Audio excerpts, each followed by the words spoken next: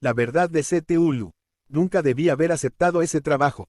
Nunca debí haber entrado en esa casa. Nunca debí haber leído ese libro. Pero lo hice, y ahora estoy condenado. Todo empezó cuando un coleccionista de antigüedades me contrató para que le ayudara a catalogar su biblioteca privada. Me dijo que tenía una colección única de libros raros y prohibidos, y que me pagaría bien por mi trabajo. Yo, como un joven historiador ávido de conocimiento, no pude resistirme. Llegué a su mansión una tarde lluviosa. El coleccionista me recibió con una sonrisa nerviosa y me condujo a la biblioteca. Era una habitación enorme, llena de estanterías que albergaban miles de volúmenes antiguos y polvorientos. El coleccionista me dijo que podía empezar por donde quisiera, pero que tuviera cuidado con algunos libros, pues contenían secretos peligrosos.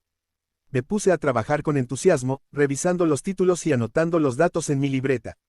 Había libros en latín, griego, árabe, sánscrito, hebreo y otros idiomas que no reconocía.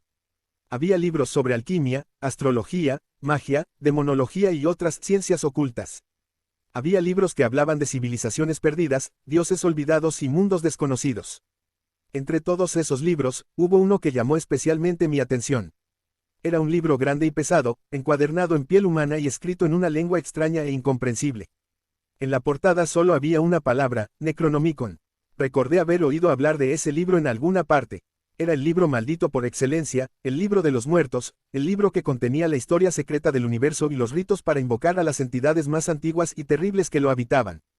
Era el libro que había escrito el árabe loco Abdul al-Heiser, y que había sido prohibido y quemado por todas las autoridades religiosas y seculares. Sentí una curiosidad irresistible por ese libro. Quería saber qué secretos guardaba en sus páginas.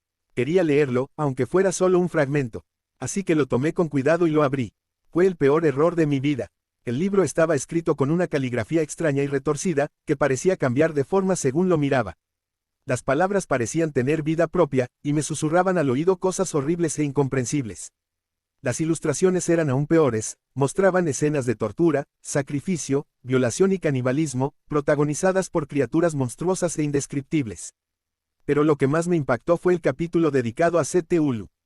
Allí se contaba la verdadera historia de ese ser abominable, el sumo sacerdote de los dioses exteriores, los seres que existieron antes del tiempo y que quieren reconquistar la Tierra. Se decía que CTULU había llegado a este planeta hace eones, junto con su raza de primos hermanos llamados los Antiguos. Habían construido una gran ciudad en el Pacífico Sur, llamada Relie, donde reinaban sobre los hombres primitivos y los esclavizaban para sus propósitos nefandos.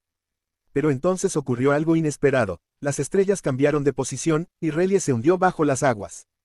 Los antiguos murieron o se dispersaron por el espacio, pero CTULU no murió. Solo quedó dormido en su cripta submarina, esperando el momento en que las estrellas volvieran a ser propicias para su despertar. El libro decía que ese momento estaba cerca, muy cerca, que había señales que lo anunciaban: terremotos, maremotos, erupciones volcánicas, guerras, pestes, locura colectiva, que había cultos secretos que adoraban a CTULU y le rendían tributo con sangre humana.